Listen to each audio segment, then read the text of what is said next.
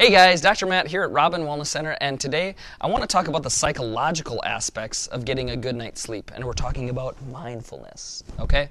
Here's 3 things that you can do to get a better night's sleep, and this is more the psychological or the mental aspect of it.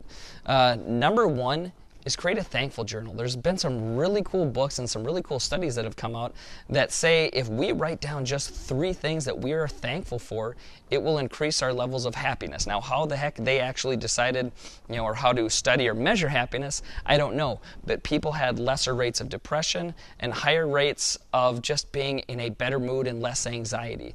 And everybody sleeps better when they are happy. Okay?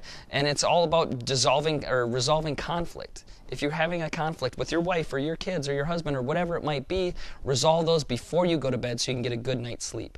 Number 2, mind map your problems. All right? What we do a lot of times is we spend so much time going over the same thing over and over and over again, but if we put our problems on paper and then we also write down the solutions that we have to those problems, we don't continue to revisit the same problems time and time again. It's all about getting things from up here to down here so this is clear and you can get a good night's sleep.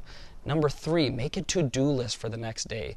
And this is one of those things that's going to be great in just general everyday life, is anytime you have something to do or you remember something that needs to get done or a project that you have or a task that you have, put it down on paper. Because we spend a lot of time sitting up at night also just thinking about, what do I need to do the next day? What tasks do I have? What are my priorities? What needs to get done?